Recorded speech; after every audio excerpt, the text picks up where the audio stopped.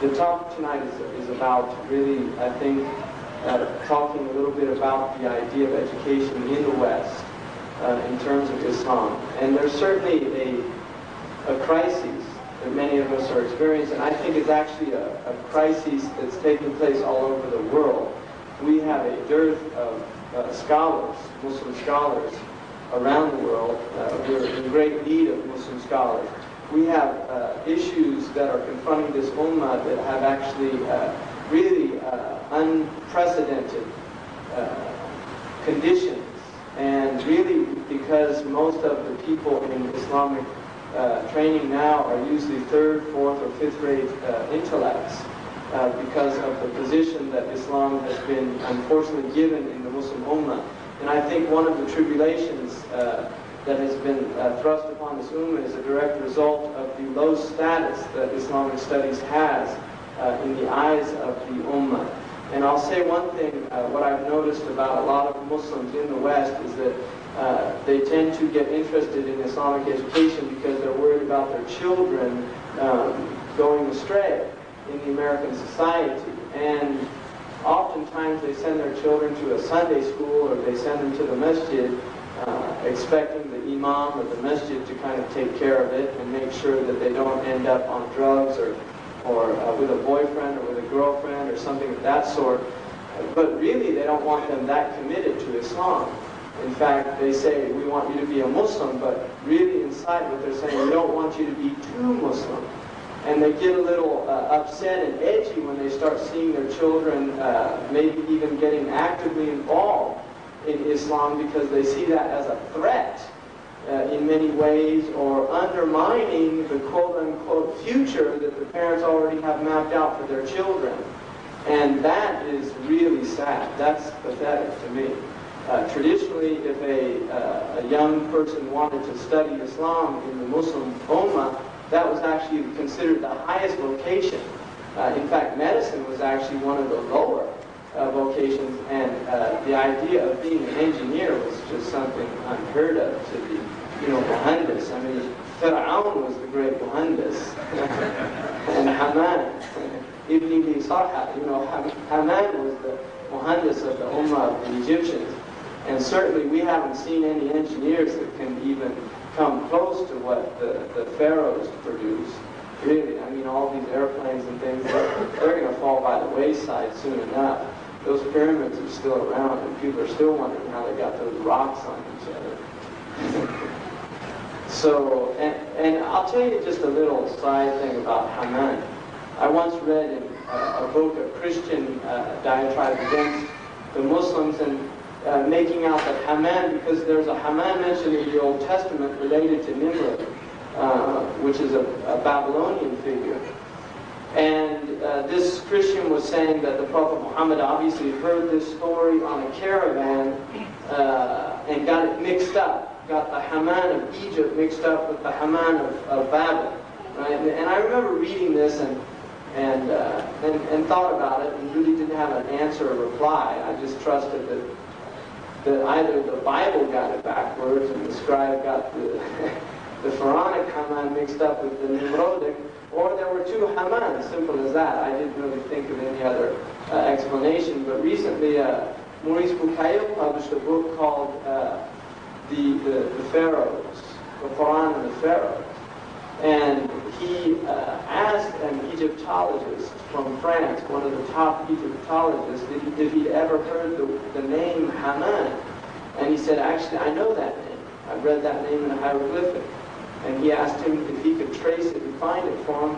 And he was the chief architect of Ramses II, and was actually the builder of some of the temples and the pyramids of Ramses II. And that was completely unaccessible knowledge by this Egyptologist's own admittance. He said that the Prophet Muhammad in no way could have had that information in the 7th century because it was in hieroglyphic and not available to people until really the late 19th century. So that's just a little set aside.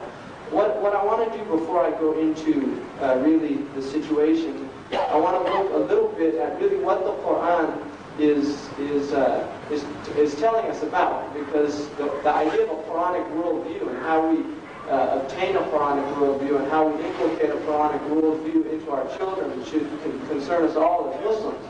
I think the first thing to recognize that in the Quran, to me, there are three very strong themes in the Quran. The most dominant theme is naturally Allah subhanahu wa ta'ala. The Quran is literally letting us know who the Lord of the worlds is. And the book begins, Alhamdulillahi Rabbil Alameen, which, according to Malik, was the first ayah of the Quran. Alhamdulillahi Rabbil Alameen. It begins right from the start by letting us know that praise alone is due to Allah subhanahu wa ta'ala, and then tells us who Allah is by saying He's Rabbil Alameen, the Lord of all the worlds.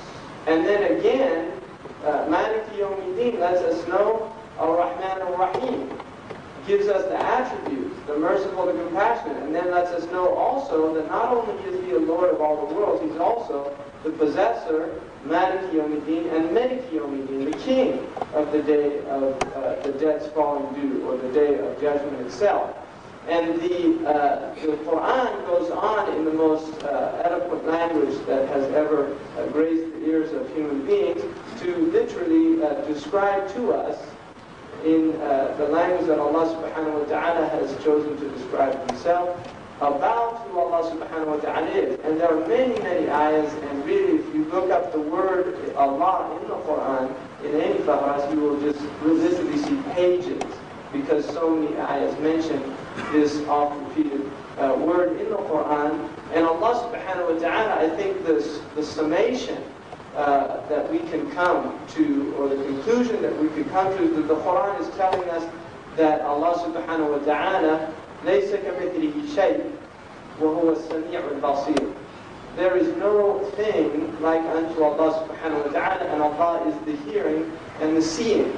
And Allah subhanahu wa ta'ala tells us, لَمْ يَكُنْ لَهُ كُفُوًا أَحَدٌ, that He has no peer. There is no one who is a peer to Allah subhanahu wa ta'ala. And so the idea of Tawheed being central to any Islamic education is a given. We can't even debate that issue. And literally inculcating in our youth and in our own lives the reality that Allah subhanahu wa ta'ala alone is worthy of worship. La ilaha illallah. And the ilaha here is a negation of any form of divinity, anything worthy of worship, illallah subhanahu wa ta'ala. And so the kalima itself, which is really what all of the prophets have brought to human beings, to take them out of the worship of created things to the worship of the creator of things, is the most important thing that our children and our own lives should be filled with. And really the meaning should impact us in a way that transcends lip service. In fact, Zurkashi says that none of the letters of the kalima itself are shafawi letters, or what they call labials. None of them come from the lips, because Allah does not want the kalima to be said simply with the lips. But they're all what are called ahruf jawfiyah, or the hollow letters, that they have to come from the center, from the innermost being of the human being himself and herself. And if they don't, then really this is what we call a munafiq, or a hypocrite, who is a creature that lives in a tunnel of contradiction. Nafaq in Arabic is a tunnel, and nafqa was the tunnel of the yarbu', which is a desert creature. They call it jerboa. And this little creature used to pop up one side, and he would look around. And if he saw any danger, he'd shoot to the other side, and he'd get out that way. So he always had a way out.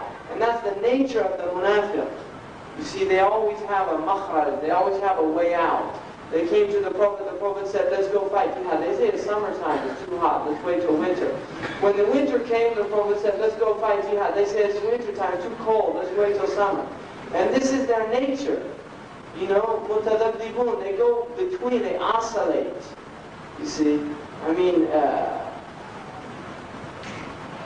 this is the state of the munafiq. It's a horrific state. They're in the lowest level of the fire. And And like one of them said, Ibn Qayyim al-Jawziyah, rahimahullah, mentions about a man making a dua, one of the salaf, Allahumma ahlik al-munafiqeen. May you destroy all of the hypocrites. And one of the men who heard that, one of the ulama said, إياك ما تقول, beware of what you're saying. والله لو استجابك الله لاستوحشت الطرقات من قلة السالكين. If Allah would have answered your prayer, you'd be alone on the streets, because so few people would be walking on those streets. And I'll give you an important fight, and if you take this and take it to heart, I think it will serve to be very beneficial in your life. Hassan al-Basri said, لا يأمن النفاق إلا المنافق. No one feels safe from hypocrisy except the hypocrite. So if you're feeling safe and secure, or if you're feeling that those eyes don't really apply to you, then think again. Look at your lives. Look at where you're at. Look at what you've done for Islam. We know what Islam has done for us. We can go on for days about that. You know, my personal life from before I was Muslim and now, what Islam has done for me, I could go on this, you know, وَإِن تَعُدُّوا نِعْمَةَ اللَّهِ لَن تَحْصُوهَا. You'll never enumerate the blessings of Allah. But when we start asking, what have we actually done for Islam? Then we're in another, we can run out of things pretty quick, I think. You see, then we're in another boat. And that's the boat of the Munafiqun. And it's got a lot of holes in it. And it's sinking fast. And so that's something we have to ask ourselves about, really. What is our goal in life? What's our purpose here on earth? What are we doing here? Is it to be comfortable? Is it to have nice houses? To have nice heating systems? To have beautifully ornamented masjids that we can feel comfortable in? This is a nice masjid. I know I'm in a different part of town because I'm in the Masjid al-Taqwa. That's nice. This is a big difference. But is that the goal? Is that it? Is it, you know, the nice dome, the khutbah? Khutbahs are put on tombs as well. Dead people can be under khutbah.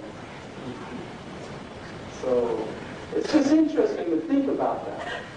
Now, some people might start feeling a little uneasy right now. What's he trying to do to us? We came here to feel good about ourselves, maybe. I don't know.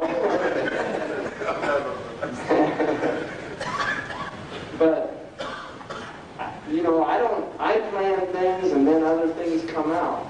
And I'm somebody that, if I do anything, I try to talk from my heart. And words that come from the heart, like Sayyidina Ali said, will reach the heart. And words that don't come from the heart, لا يتجاوز الآذان, they don't go past the ears.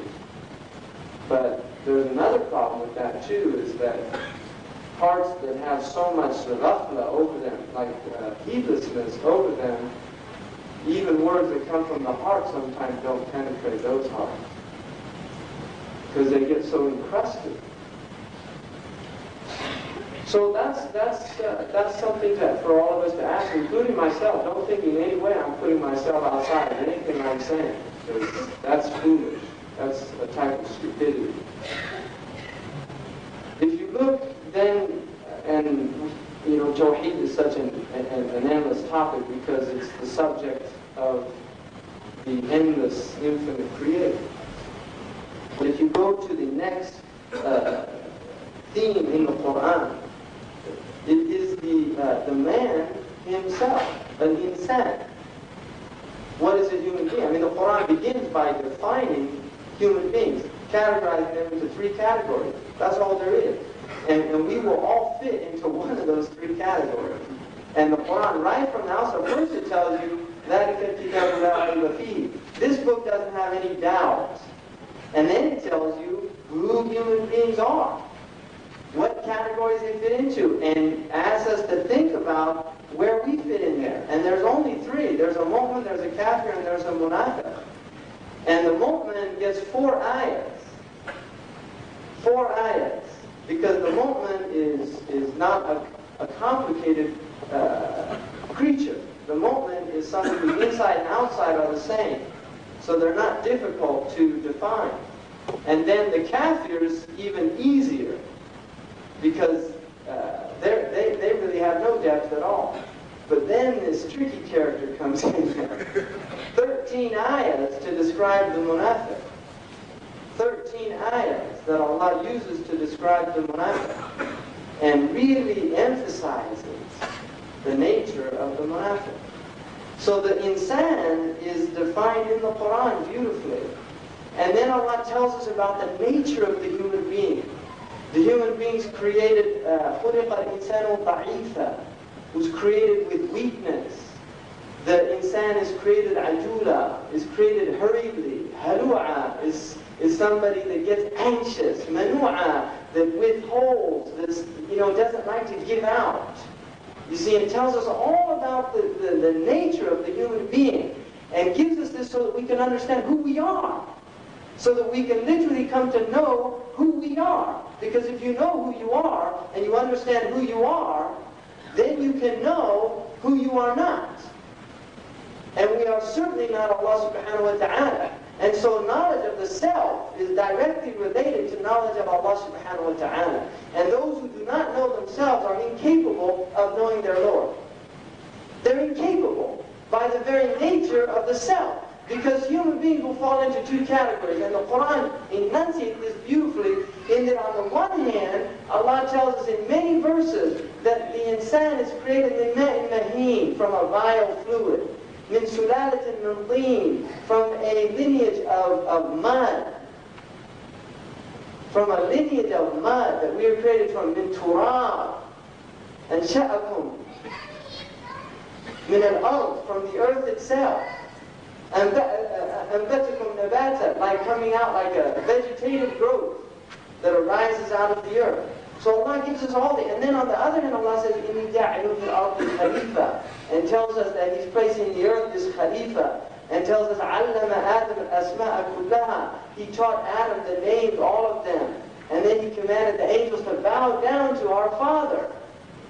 The angels were commanded to bow down to our Father, to go into sajda, which is not a sajda of ubudiyyah, but a sajda of tashrif.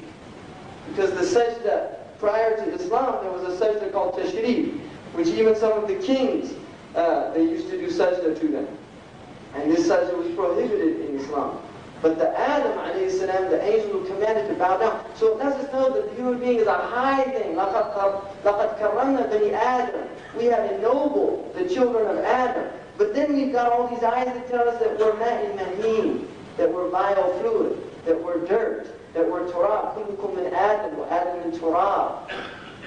All of you are from Adam, and Adam is from dust. So where do we fit between these two views of because Allah is speaking to nas. Those who He is telling that they are from a vile fluid, that they're from dirt, that they're from dust, those are those who transit about the earth. يَتَقَلَّبُونَ فِي الْبِلَادِ. That they're مَغْرُورُونَ. That they think that they're gods. They think that they can exploit people. They think that they can oppress people. The ظَالِمُونَ, the mujrimun, the fasiqun. People that really think they can do whatever they want. Allah is telling them, reminding them of their origin. But then there's another category of people. And those are the people who are humble. And sometimes actually have a lower opinion of themselves. Like the oppressed people that tend to see themselves as worthless. And Allah calls those people and tells them, you're the khulafa. You're Bani Adam. We've ennobled you. You're something amazing.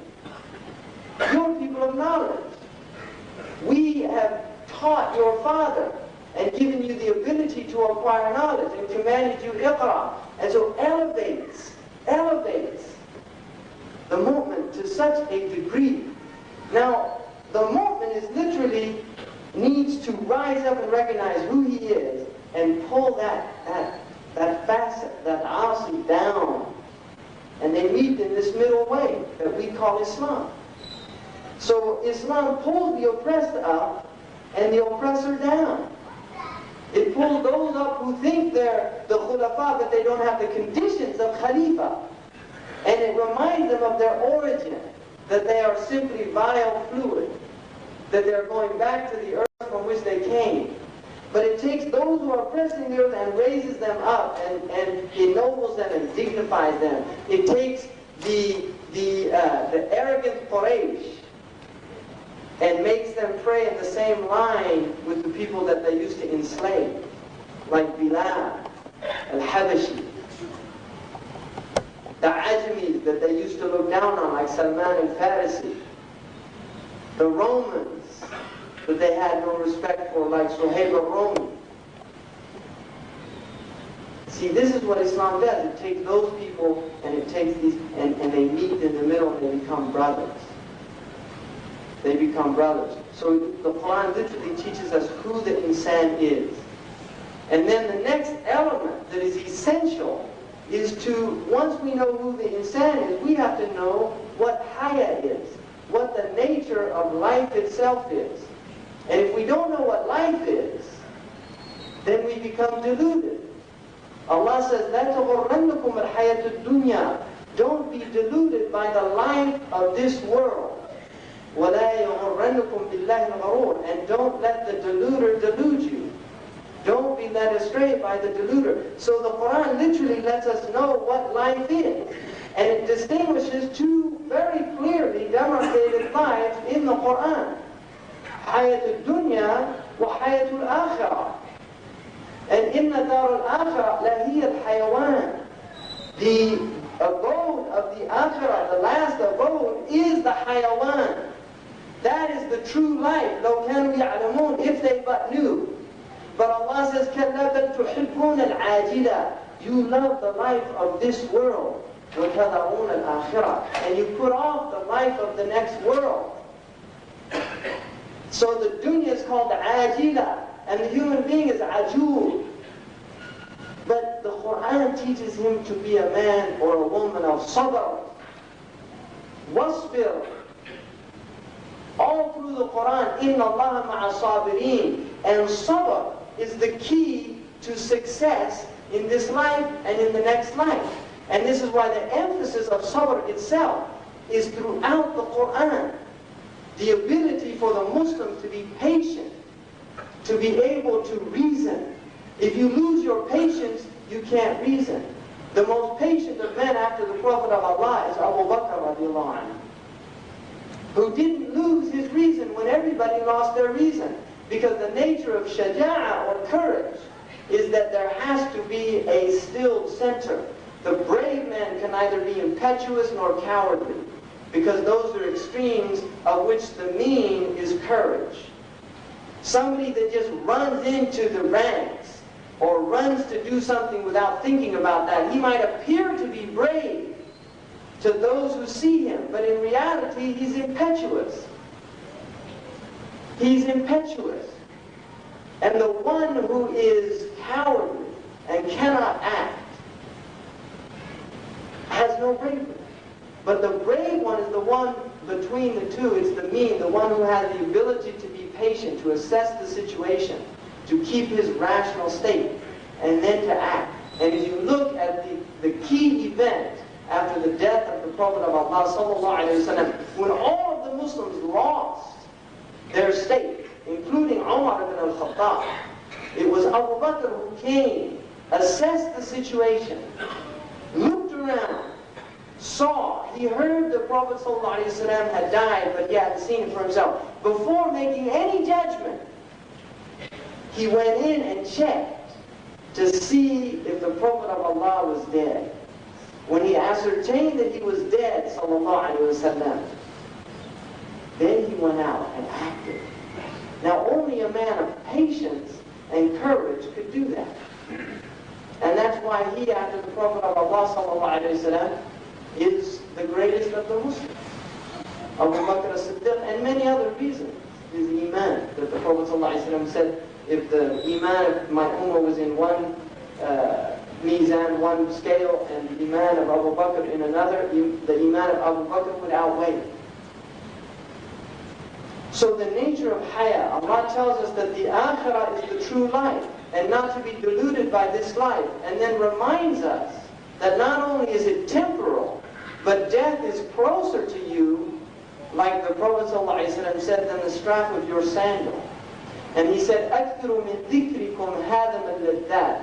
Do much remembrance of the destroyer of pleasures, the destroyer of delights. Do much dhikr of death itself. And one of the meditative practices of the Salaf was to reflect on the ahwal al-qiyamah, which are the states of the qiyamah, to literally place themselves in their graves. This is a practice that's written in many books of Raqaiq. To place themselves in their grave, to reflect on Munkar and Nakir and the Su'al, the question in the grave, then to reflect on the actual Ba'ath, that we are raised up, that we must stand before Allah subhanahu wa ta'ala and be taken to account for our actions. That is Yawm al-Ard, when all of your actions, like Abdurrahman al-Awza'i, the great Imam from Lebanon, Sham area, buried in Beirut, had a madhab, brilliant scholar. He said that on the Day of Judgment, your lives will be played before you. Ta'arabu alaykum. Played before you, shown to you, moment by moment. Moment by moment. And we have to bear that. We have to sit through that. So this practice, which is to take the self to a conscious state of the temporality of the world, and recognize that our investments in the world, we have no guarantees of them. We don't know about tomorrow. Now this, on the other hand, should not put somebody in a paralyzed condition where they cannot act, because we're mu'minun, and we trust in Allah. So there's a fine middle balance. We're not like the Christians that will run off to the monastery. I mean, somebody once, I was giving a lecture at a university about Islam, and this person said, you know, how difficult the Christian way was of the priests who didn't have to get married, and who couldn't get married, and had to live in the monastery, and this and that. And I said, no, that's the easy way out. See, Islam doesn't let us do that. The imam has to get married, he has to have the whole blessing. We could say catastrophe, but we say the whole blessing of the responsibilities of the dunya. The whole blessing of the wife, the children, and they are a blessing, but they're also difficult. They're burdens, they're responsibilities, they're amana. And amana is heavy. Amana is heavy, because the wife is an amana in the hands of the husband.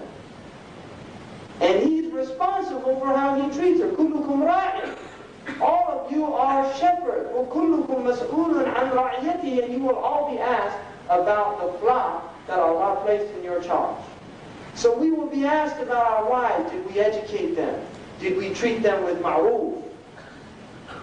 Did we live with them in a good way? Did we respect them and elevate them? Or did we burden them? Were we unjust to them? The Prophet said, لَا يَفْرَقُ مُؤْمِنٌ مُؤْمِنًا. A mu'min should never despise a mu'mina. إِن كَرِهَ خُلُقًا رَضِيَ بِخُلُقًا آخَرٍ.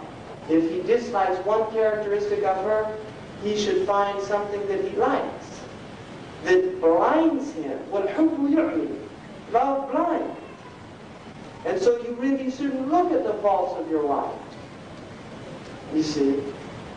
And just a quick, that I'm on this topic for the men.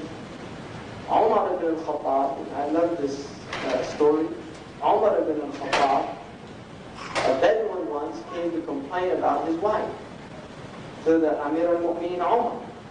And he knocked on the door, and then he heard inside Umar's wife screaming at Umar. And he said, SubhanAllah, I thought I had a musibah. Umar's got an even harder time than me. And he started leaving. And Umar opened the door, and he said, where are you going? And he said, oh, nothing, I didn't want anything. He said, no, you wanted something, what did you want? He said, no, nothing, I made a mistake. He said, Unshiduka billah, I'm asking you by Allah. He said, Ya Amir al-Mu'mineen, I was having a difficult time with my wife, and I came to complain to you. But when I saw what you're having to face, I just realized that I shouldn't even complain. And Omar laughed. Now this is Omar who people think was probably beating his wife or something, right? Omar laughed and he said, Hiya zawji, this is my wife. Turabbi awladi, she brings up my children. وَتَطْبُخُ طَعَامِ, and she prepares my food. وَتُنَظِّفُ بَيْتِي, and she cleans my house. وَتَغْسِلُ ثِيَابِي, and washes my clothes. أَلَا أَصْبِرُ عَلَيْهَا, shouldn't I be patient with this woman? You see? I mean, this is the honor of Islam, really. And even doing those things in fiqh, as your imam can tell you, are not wajibat of the debate. The woman doesn't have to do those as wajibat. That's ikram from her.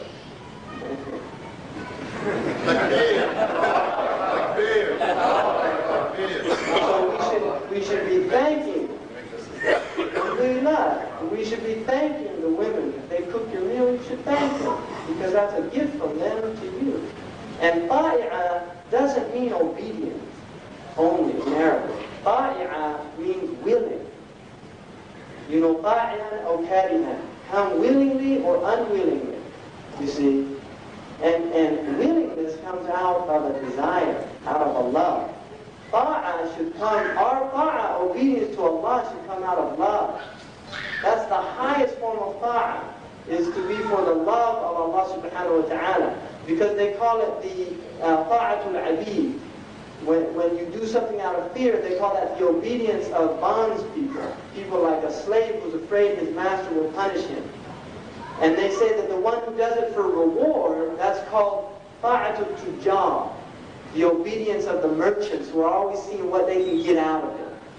Right? How many hasanat? If I do this, I'm going to get 25 hasanat. Got 15 yesterday, and I get 200 Quran. So he's calculating, like at the end of the day, when he finishes his marketplace, he calculates how much he made. And we're not belittling that, because Allah has targhib and tarheeb. But Imam Nawawi says the highest form of obedience is that which emerges out of love. The willingness to obey Allah out of love. And in the same way, the wife, when she serves the husband out of willingness. This is a house that has mahabba in it. See, Allah ja'ala bainakum mawaddatan wa rahmah. He placed between you mawadda. And mawadda, by the way, is an interesting word, because Allah could have said mahabba. But mahabba can indicate also a type of erotic love or sensual love. Mawadda is not a sensual type of love. And wadud is one of the names of Allah. It's a type of love that transcends the physical. So this is the type of love that should be the basis of the house of the family. So knowing what life itself is, and recognizing that the hayat al-dunya is temporary, it's fania by its nature, and it dissipates and it goes. And we will be in our graves. And that's an important thing to reflect on. And then once we put these things into place and understand them, that like Allah when He says, اعلموا أنما الحياة الدنيا لعب ولهو وزينة وتفاخر بينكم وتكاثر في الأموال والأولاد كمثل غيث أعجب الكفار نباته ثم تهيج فتراه مصفرا ثم يهيج فتراه مصفرا. Allah says that the likeness of this world, no, have this knowledge. That's a command from Allah. Know that the likeness of this world, the world by its very nature is a play and a pastime. Lahu is like entertainment. There's an interesting book that I would recommend everybody reading. It's called Amusing Ourselves to Death, which is about life in America. Because that's what the Americans do now. They literally amuse themselves to death. You see, they just look for one. I mean, even their elections become entertainment. You see, their political discourse becomes entertainment, sound bites. Who can be the clever one? Who's the best looking? Who has the best presentation? This is all just wahm. It's all illusion, and yet this is what their lives have become, trivialized. Fir'aun, by his nature, trivializes the people, belittles them, treats them with istighfar, and then they obey him. They obey him by the nature of it. Like the Arabs, they used to say, you know, keep your dog hungry and it'll follow you. And fatten up your dog and it'll eat you. So this is what they do, you see, in America. They keep these people, they're hungry all the time, and they give them tidbits of their music and their films and their entertainment and the latest fashion. And they think they're getting food, but they're just temporary snacks of junk food with no calories, no values. And so the spirit continues to diminish until there's nothing left. There's nothing left of their spirit. And then they're the living dead. لا يموت فيها ولا يحيا, like the people of New York. That's the scariest place I've ever been to. It makes Karachi look like paradise. I'm serious. I was just looking, we were driving through there, and I said, if I didn't have a better description of hell in the Quran, I think I was in it. Some hadith too, you got the cold. So, move out, Hajj, make hijrah, do something, get out of there, come to California. I told them last night, how can you live here? Flushing. I said they ought to flush it down the toilet. You know, really, this is unbelievable.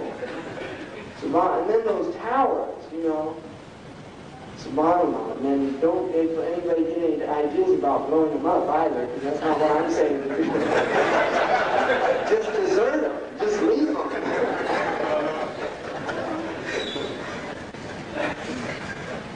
So now, where does this human being in all of this? The human being, according to the Quran, has two basic choices.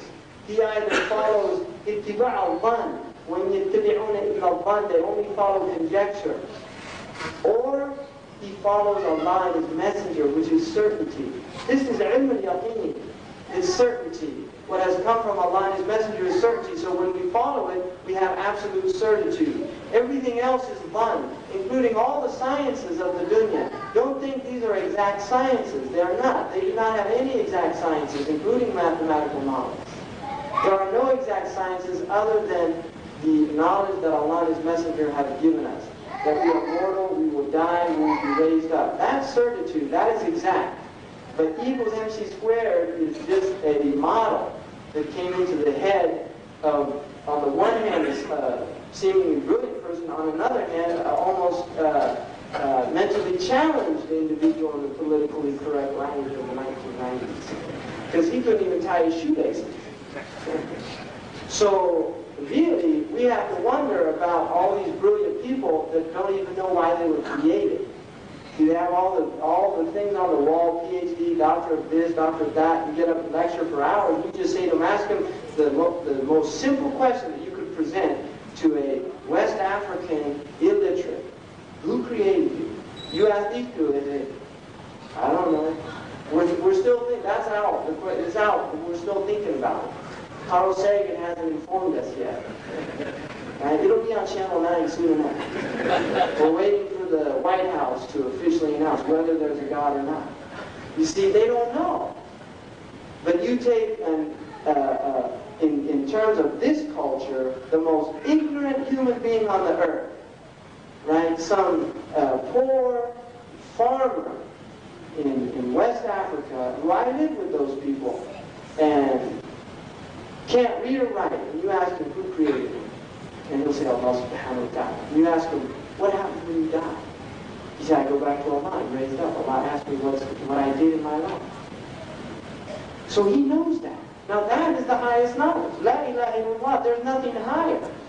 And that's what this deen did. It took, you know, I was in the United Arab Emirates, and there was the illiterate Bedouin who happened to be very wealthy because they were from the royal family, and we went, some people asked us to go give them dawah, right?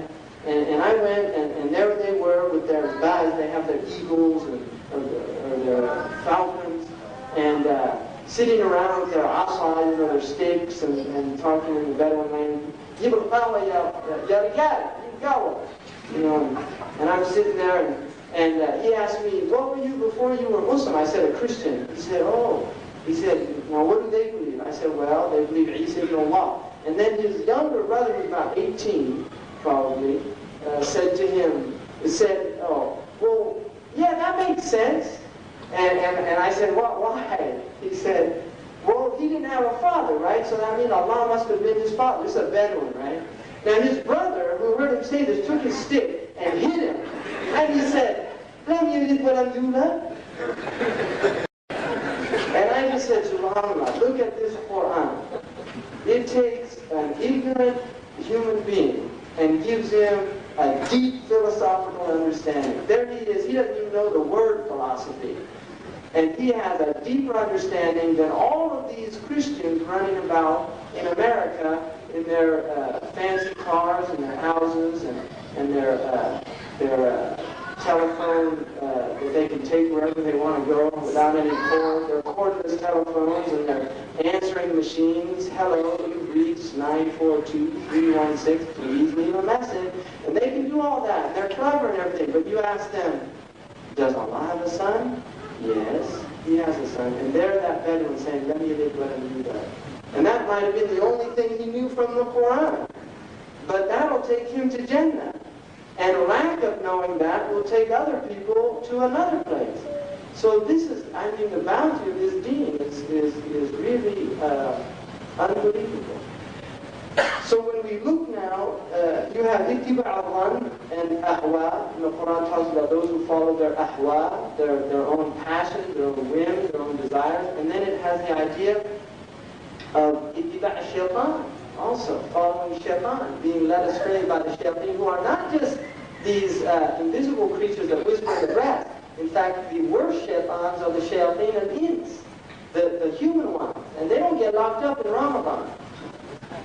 Right? It's the marada of the shayateen al-jinn. But the shayateen al-ins, they're still all over in New York, walking around and doing whatever they're doing. I'm picking on New York tonight. But you're in Jersey, right?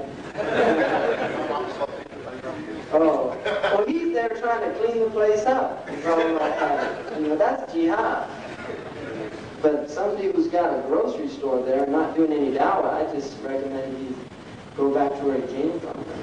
It's better he'd be a street sweeper in Karachi than living in New York and having to see all that human suffering every day and not even offering them a solution. You know, not even offering them a solution. Somebody that knows La ilaha illallah, he every day of his life, he sees these human beings walking around in the depths of despair. They're in the depths of despair, really. Don't think otherwise. And all you have to do is read their own statistics and read their own sociological studies of their neighbor cities. Really, they're in despair. And we're supposed to be these people that take people out of that despair. That tell them, no, you have to put your head on the ground and you're not going to feel better until you do, no matter how many Tylenols you take. You see, really, you're not going to feel better until you put the head on the ground. That's what we have to tell these people. Call them to La ilaha illallah. So the following the truth, the haqq, is what Allah tells us to do. Now, just in terms of where we're at in the United States, in terms of schools, unfortunately, I would say my own experience in many of the Muslim schools is that they are oftentimes literally replications of the public school system with what are this kind of appendage that they call Islamic studies, and oftentimes done after lunch. Like they'll have computers. I saw one school, they had computer studies first thing in the morning when people are bright and fresh. And even the idea of teaching children computers at an early age is highly questionable as a pedagogical practice. But then they had Arabic and Quran after lunch when they're all tired, they want to go home. And that happens in the Muslim countries as well, what they call Islamic studies, Dirasat al-Islamiyya, which doesn't really exist. I mean, every type of dirasa is Islamiyya, right? And that's another thing, the whole idea of a madrasa Islamiyya. And I don't know if you have one here, so I'm not picking on you, but that's a misnomer. To call a madrasa Islamiyya, that is a misnomer. And the Muslims traditionally never called their schools or universities an Islamic madrasa because it's like, there's no point. I mean, either a madrasa is Islamic or it's not. And if it is, you don't need to spell it out. It's called lisan al-hal. And oftentimes when you make a claim, especially if it's not a true claim, in fact, Ahmed Zarruf, and I'll give you a qa'idah that he once gave, this is a principle, He said, anyone that makes a claim higher than his own claim, Allah will expose him for what he is, fraudulent. And anyone that makes a claim that he does possess, Allah will take it away from him. And anyone that makes a claim lower than his own claim, Allah will raise him up to a higher station. You see, to a higher maqam. And this is why we say, وَإِنَّنِي مِنَ الْمُسْلِمِينَ. You see, I mean, in the Quran you always say that, min al-tab'id. You know, I'm from amongst the Muslims. And that's a type of humility. You see, that's a type of humility. The Quran's teaching us humility, not to make claims. When the A'rab قالت الْأَعْرَابُ آمَنَّا, they were commanded to don't say آمَنَّا, وَلَكِنْ قُولُوا أَسْلَمْنَا. Say you're Muslim, don't say you're mu'min. وَلَمَّا يَدْخُلُ الْإِيمَانُ فِي قُلُوبِكُمْ, because Iman hasn't come into your heart yet. So don't make that claim because it's not true. So a madrasa is not Islamiyah because you're teaching Islamic studies in one section. That is not an Islamic madrasa. Right? I mean, an Islamic madrasa we have our own worldviews, methodologies, and if we're simply just teaching sciences without looking and analyzing them in terms of the methodologies of our own understandings in Tawheed, because knowledge is not disembodied from cultures and from worldviews. And if you study the philosophy of knowledge and epistemology, that these people in the West understand that very deeply, that any type of knowledge is directly related to the culture that produced it. In other words, you cannot sever a culture from its historical, intellectual legacy. In the same way that it is Tawheed that produced the cultures of Islam and the civilization of Islam, and it is the book of Allah subhanahu wa ta'ala that produced our medicine, produced our mathematics, produced our astronomy.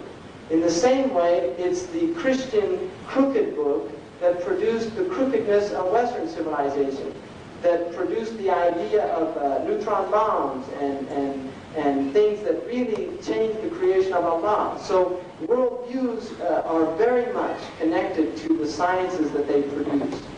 And that's why science is not a neutral thing. And the idea of knowledge being separate from a civilization is a foolish assumption. In many ways, Islam would never have produced much of what this culture has produced by the very nature of the Islamic worldview.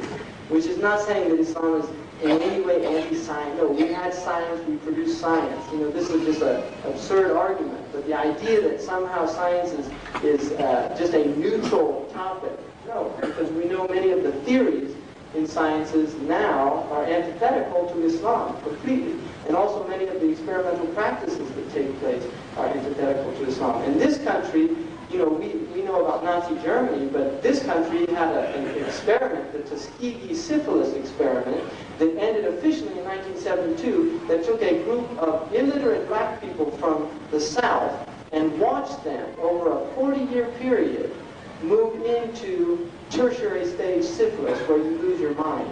And they would not treat them, despite the fact that after the experiment started in the 1930s, by the 1940s, there was a cure for that disease. They refused to give those people that cure. And never told them that they had syphilis, just so they could watch what happened to these people. And that's all the core. I'm not making this up. This isn't conspiracy theories. This stuff you can get in the library, right? And we know that they were using radioactive iodine on children from ghettos, you see, to see what happened. Because they wanted to see the effects of iodine on these people. And they used their own soldiers in Nevada just to test radioactive effects by making them rush into areas that had just been immediately bombed with their nuclear bombs to see how much radioactivity would be absorbed by those troops. Many of them who died of cancers and who were infertile and could not produce children as a result. So this is the type of disembodied rational science that this wonderful culture produces. So we should be very wary of simply taking all of these things lock, stock, and barrel. Our schools should be really guarded in terms of what we're disseminating, what we're teaching our children, the deen of efficiency, you see, because their God is efficiency, and our God is a merciful God, and oftentimes efficiency and mercy are mutually exclusive. The efficient solution is not always the humane solution. You see, when they talk about economic success, they talk about gross national product, irrespective of the thousands of people losing their jobs, as long as the profits are up. You see, this is not our worldview. Because Islam, if everybody's liberties and rights aren't secured, then nobody's are. And that's our tradition. So I think we have a lot of work to do. And I think, and I'm not in any way questioning anybody here, or, you know, I'm sure you're the good people. If you're in the masjid, you're the good people. Really. You know. I mean, I'm in no way, alhamdulillah, it's a blessing. People here, we're inshallah the people of Ahlul Masajid. You know, those are the people, that's one of the 7 people that Allah will give His shade on the Yawm al-Qiyamah, a heart connected to the masjid. And people, I know people struggle hard just to come to the masjid. People are tired, people work, people do these things. So, alhamdulillah, you know, in no way am I trying to offend anybody or anything. I'm just putting out things for all of us to reflect on and think about. And just in terms of Islamic schools in this country, I think that when we start establishing schools that are going to produce scholars, then we can call them Islamic schools. When we produce schools that our children become hafiz of the Quran, learn the language of the Quran, the Arabic language, that when they graduate, they have an understanding of their deen, and not simply just what the Arabs call ru'us al-aqlam, like the tips of the pens, you know, the 5 pillars.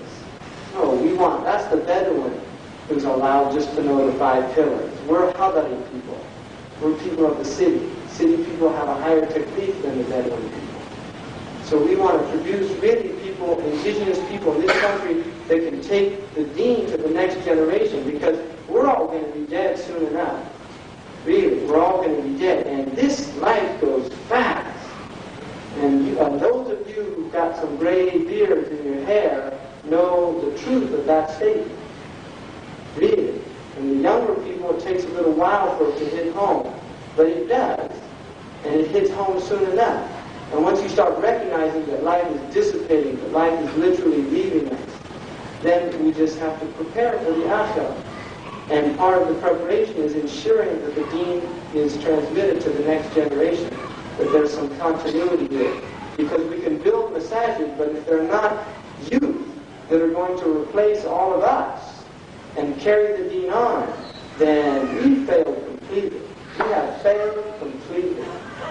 And the last thing that I will say about children, and I personally believe this, children in the Islamic tradition are born pure. They are born completely open to good and evil. But their natural state is a state of goodness. And if that is nurtured, they will grow up good. If it's neglected, they will grow up habituated to foul things.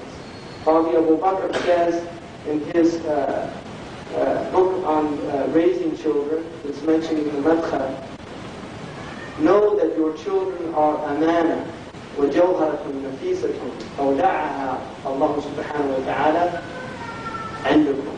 They're a beautiful, precious jewel that Allah has given as an amana in your hands.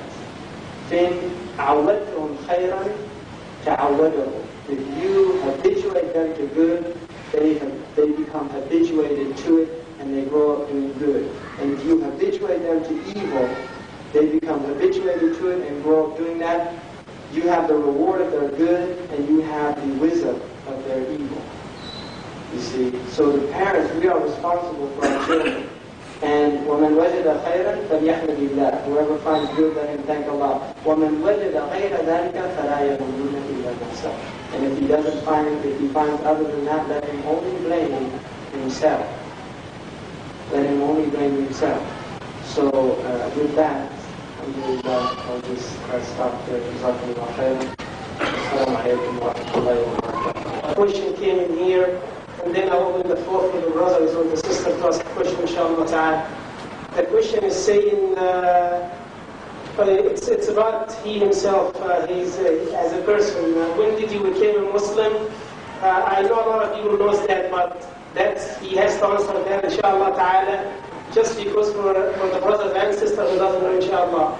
The question is, when did you become a Muslim? How did you learn this Arabic language? So I'm not the only one who's so impressed with his Arabic, alhamdulillah, rabbil alameen. And the rest of the question is, you seem to have enough knowledge. Are you are thinking about writing a book? So I'm going to leave this couple of questions for him to answer first, inshallah ta'ala. About my own self, there's a book of which I don't get any royalties for, called American Jihad, and the last chapter is actually a story of my how I became Muslim. But I became Muslim when I was 17, and it was basically after a serious car accident that started getting me thinking about death. And I really wasn't very content with Christian religion at that time. So, alhamdulillah, I did a study of different religions, and I actually, Islam made the most sense to me at that time. And so I was blessed by meeting some very good Muslims in California who introduced me to Islam. And actually, I became Muslim pretty much immediately after that. And alhamdulillah, I had the blessing of meeting Sheikh Abdullah Ali Mahmoud, who was a wonderful man from the United Arab Emirates from Sharjah, who I met in London. And I was just starting to learn some Arabic then, and he invited me to come to the Emirates and study there, so I ended up going there, and that's pretty much where I started learning Arabic, which one of the first teachers I had of Arabic told me that you'll never learn Arabic. He said just take that as a given and just do your best, and I think that's very true, that Arabic is in fact they call the dictionaries the oceans, the muhit, because the Arabic language is really, it's just a study that will go on until the person dies, and you'll really never encompass the whole language. You seem to have some knowledge of you plan to write any books in the future.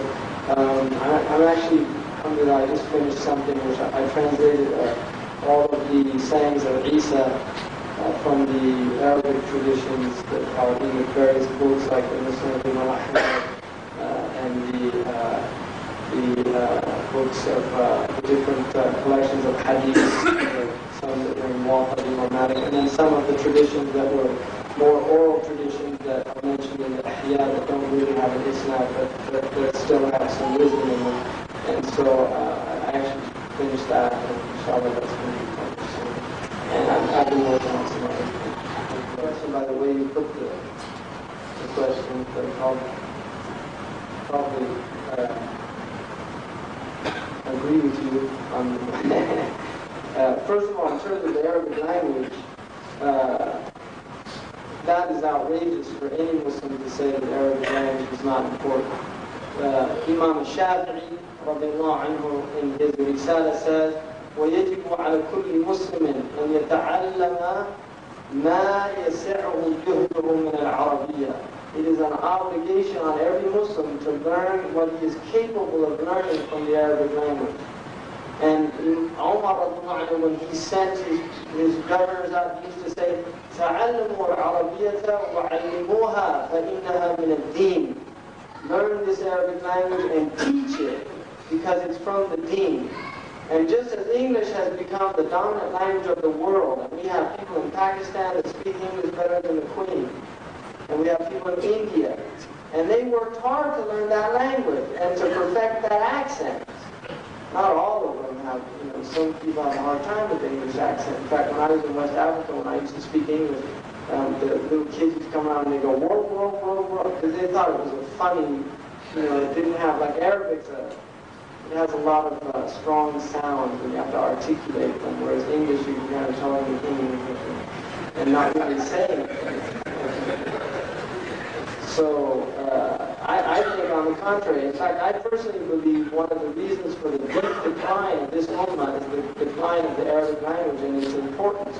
And I also think one of the reasons that the Arabs themselves have not produced much scholarship in a long time is due to the fact that the Arabic language has deteriorated so much. amongst the Arab peoples, and the dialects that they speak are actually the equivalent of like a pidgin English. It's difficult for a lot of Arabs to actually articulate, to have discourse at a kind of intellectual level. Many Arabs find that. I mean, I'm not making this up, am I? Yeah, they have a hard time, and I've met a lot of educated Arabs that have to use English all the time when the topics get a little difficult, because a lot of their higher education was in English and not in Arabic. And so, Hassan al-Banna, rahimahullah, he, in his 10 wasaya, one of them was to speak Fusha, because it's from the sha'air of this deen. And so he recognized the importance of that, of learning, because language is power. Language is power. And that's why the Quraysh had power over the rest of the Arabs, because they were the most eloquent of the Arabs. And to this day, you watch the politicians that are the ones that go a long way. They're the ones that are the most articulate, the most clever, the quickest to respond. Language is power. It always has been, and it always will be. And those who are empowered by language, and one of the disempowering aspects of this culture is it keeps the minorities in this culture, it deprives them of an educated language. They don't want them to have language, because once you have language, you can begin to articulate your suffering, your exploitation, these type of things.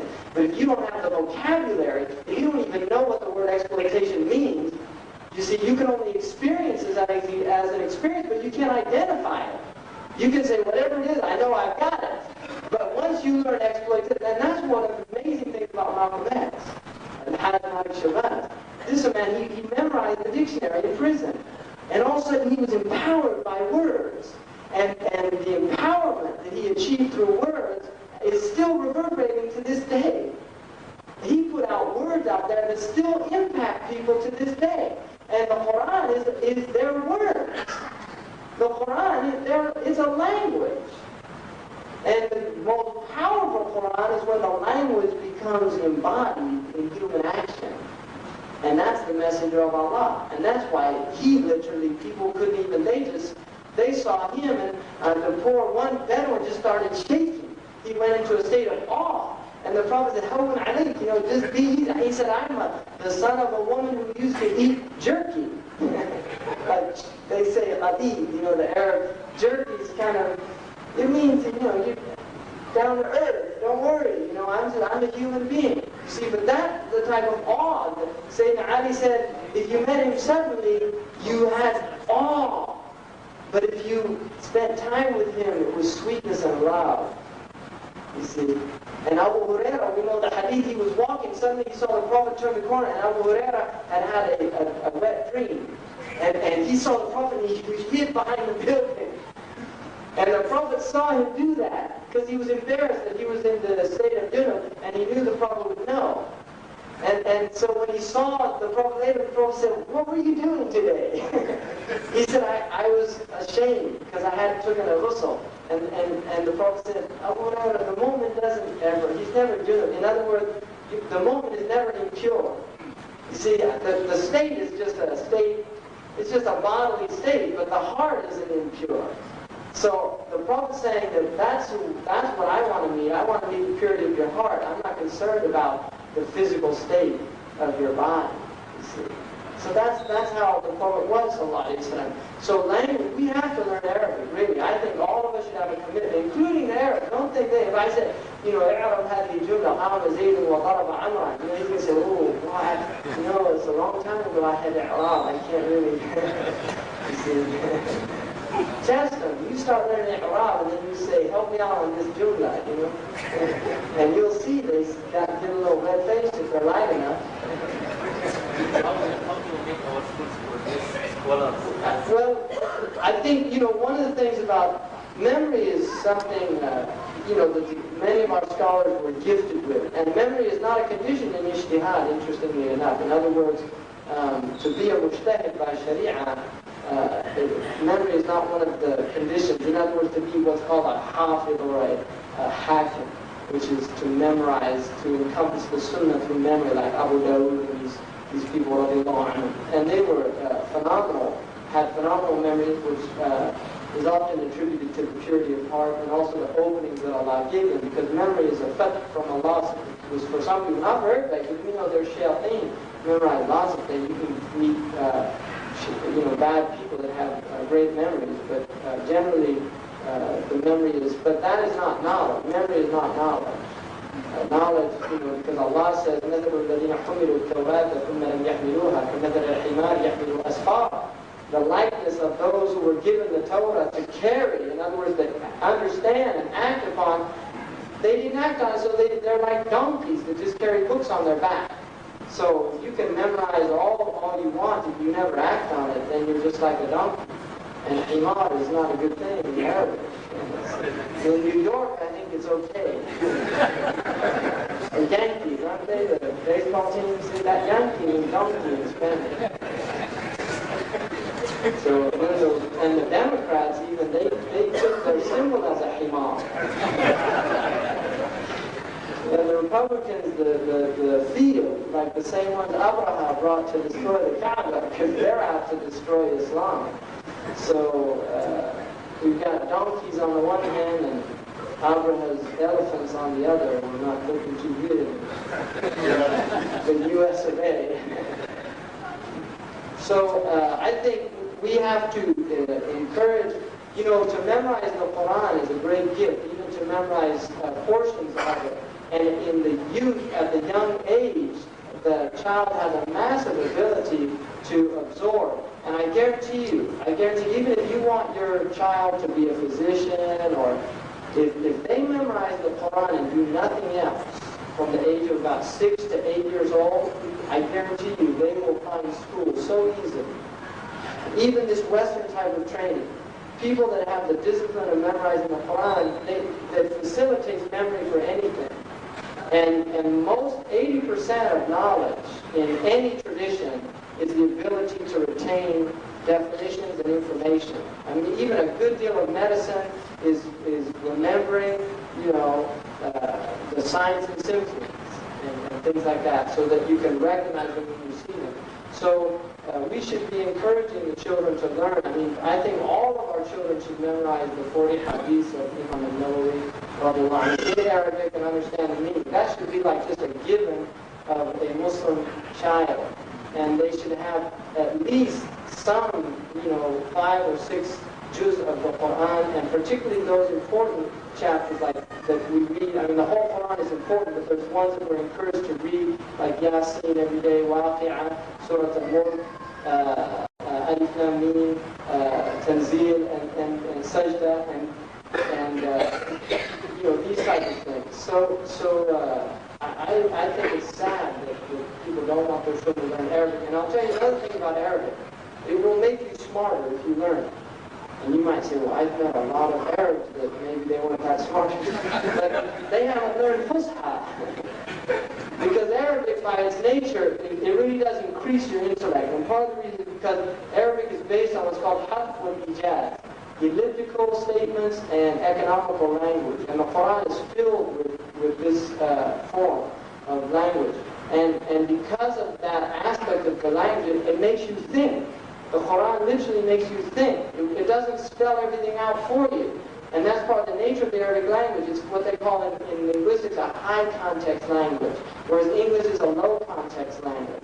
In other words, English is very easy. It's all spelled out for you. So you can, you misunderstand it if you're a himar. But generally, it's pretty easy to work with. Whereas Arabic is a language of subtlety and nuance, and it's very tricky.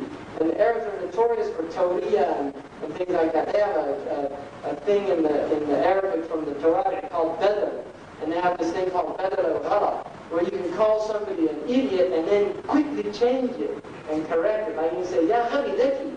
And the actual way of doing that is mean you made a mistake with the first one and you corrected it by the second one without having to say, oops, I made a mistake. You see, so they had very clever ways of calling each other names and doing things, and they have a whole history of that, what they call tawriya, and playing games with language. So it's a very intellectually stimulating language, really. And just looking into root words and delving into the language, I mean, it's a wonderful exploration. And to give our children a love of language and a love of words, that's a gift that they will take with them rest of their lives, really, and love of reading. But I guarantee you, if you're allowing them to watch television, you are destroying the capacity in them at an early age to enjoy books. And I'm not making that up. Because TV at an early age cannot compete with books. They really can't. And so the children, you get them addicted to TV, and it is an addiction.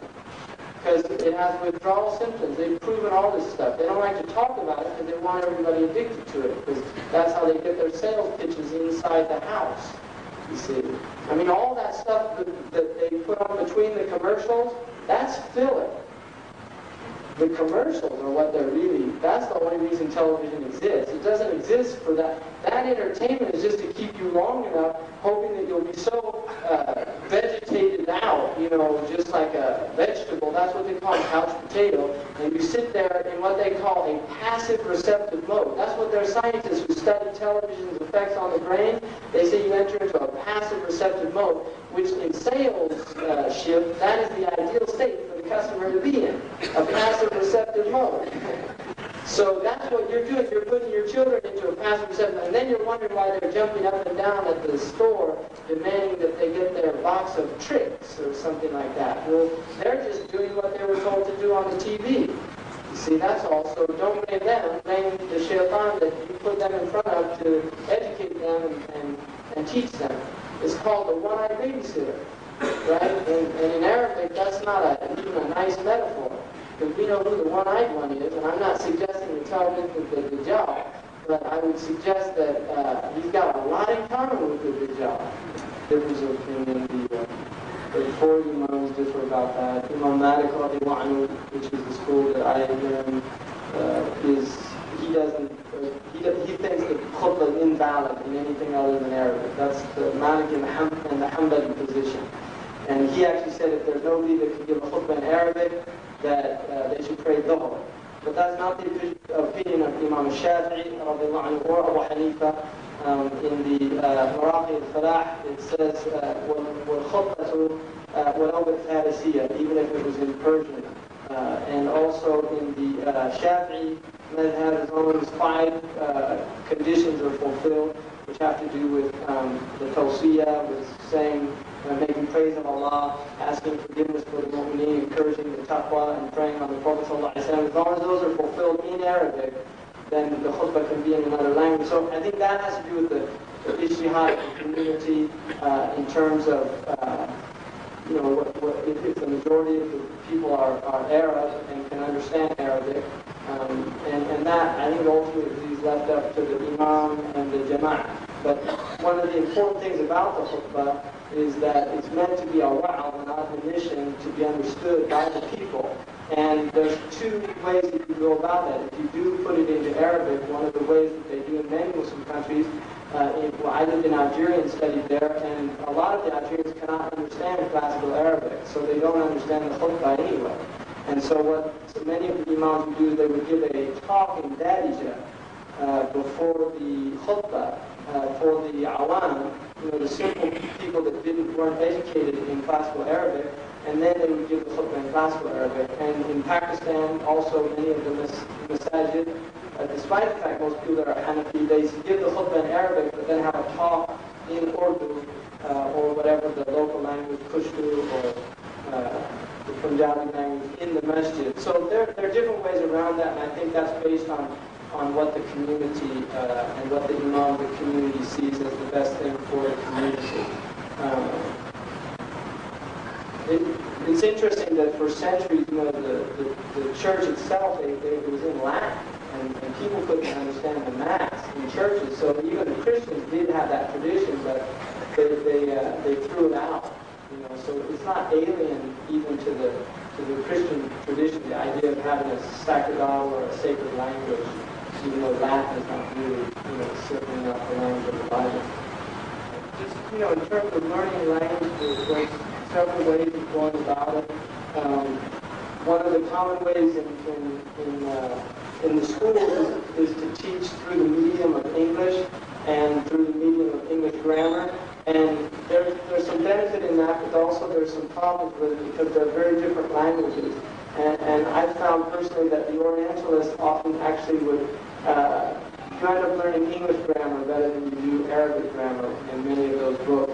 And the other one of the tragic things that's happening in the Arab world due to what they call modern standard Arabic is that most of the hack writers who write for the newspapers in the Muslim countries, Arab countries, they take these Reuters and Associated Press and UPI and they do direct translations. They don't even think about how Arabs would say it. They just translate it from the English and kind of it becomes like English with Arabic words. So a lot of the syntax has become, English syntax, but the language is Arabic. And that's a tragedy. And also many idioms that are alien to Arabic. For instance, the idea of la'iba dawran, they played a role. That's not an Arab idiom because the idea of lu'ab has nothing to do with serious matters. Lu'ab is about playing and jesting. And the idea of America playing an important role. And they are playing, because that's their deen, lu'ab wa lahu. That's not our deen, and so that was alien concept, because it comes out of a people that have a tradition of theater. And the Muslims traditionally did not have a tradition of theater, with the exception of Iran, who had a pre-Islamic tradition of theater. The Arabs did not have masrahiyat. It's a modern phenomenon that came out of the impact of colonialism on the Muslim countries. And now, unfortunately, there's Muslim Arabs writing masrahiyat and khayalat and all these, they produce like Naguib Mahfouz, it's like, they give him the Nobel Prize because he's just become a Westerner in his whole outlook and mentality, a fiction writer. Our great scholars never wrote fiction, they wrote haqq, they wrote truth. And Alf Layla wa Layla, which they translated love, that was a book that was shunned and looked down upon. It had no merit in the Islamic tradition at all. And it was actually put in by people that were trying to undermine the Khilafah at that time. The political intrigue and things like that. It was kind of like a pornographic book that was written to kind of get youth and things wasting their time reading those type of things. So really, we don't have a tradition of that. And now, unfortunately, there's Muslims that are becoming fiction writers and these type of things, and it's very sad. It's really sad that that's all. But this is the lizard's hole that our Prophet told us we would go down. And he said that, even he said if one of them sleeps with his mother, one of my ummah is going to do the same thing. That's how the love. And one of the things that we miss in the hadith is the intonation, although in the riwayah there is a type of naqal that has to do with if the Prophet laughed, then the rawi of the hadith would laugh. That is a type of riwayah in hadith literature. But we don't often know how the intonation was. And in that hadith when it says تَتَّبِعْنَا سَنَنَ الَّذِينَ مِنْ قَبْلِكُمْ شِبْرًا بِشِبْرًا ذِرَاعًا بِذِرَاعٍ حَتَّى لَوْ دَخَلَ جُحْرَ ضَبٍّ لَدَخَلْتُمُوهُ. When the Sahaba say al-Yahud wa Nasara, my image of that is them saying al-Yahud wa Nasara ya Rasulullah, like they're just so amazed. And he said, فَمَنْ, who, if not them, who are you going to follow? But they were so far from that idea, but now we're living it, we're seeing and that's one of the blessings of the signs of the end of time, is that just like the Sahaba got to see the mu'jizat, they didn't get to see the ghaybiyat, the khabar al-ghaybi that the Prophet gave, but we're witnessing the ghaybiyat that they didn't get to see. So we have a gift also in seeing the truth of our Prophet ﷺ. So that's one of the signs that he was the messenger of Allah, that he was sadiq in his khabar, in his words, truthful in his speech. Can you please give us your advice about our children playing computer games? Throw them out. Not the children, the computer games. I think those computer games are very insidious. Really, they're very dangerous. And I'll tell you something. Recognize that this is a very recent technology. It has not been studied. Its long-term effects have not been studied. We know that watching television, because it has been studied up close, has very serious effects on the brain. And I'm not going to be surprised if in 20 or 30 years from now there's going to be a lot of people with brain tumors and things like this. Really, I won't be surprised if that happens at all. But we have to recognize this is a very new technology, and we really don't know what impact is happening on developing brains. Because in neurology, you know, during the first 11 years, there is massive development going on in the brains of our children. There's all of the neural connections, the networks are literally being set up. And there's myelination going on of the sheaths in which the neurotransmitters are being transmitted with. So we have to be really wary about a lot of this stuff. And my recommendation is that computers, obviously in many areas, they're becoming, you know, like a necessity. But I really think in terms of our youth, particularly before the ages of, you know, maybe 9 or 10, I would really be wary about putting them on a computer. I personally do not. I have a computer that I use for typesetting, and people have given me software for. I don't let my children near the computer. I really don't. And they don't watch television, and that's what I'm doing in my house. And really, they don't miss it. If you give them things to do, they don't miss it. Really. It's just, to me, it's a cop-out on parents' behalf. It's just an easy way of dealing with your children. It's an easy way of putting them in front. Because unfortunately, we don't have infrastructure here. We don't have extended families. The grandma's not around to give the mother a break. And so oftentimes it's easy to put the child in front of the television set, and then you get, you know, an hour or 2 or 3 or 4 of free time.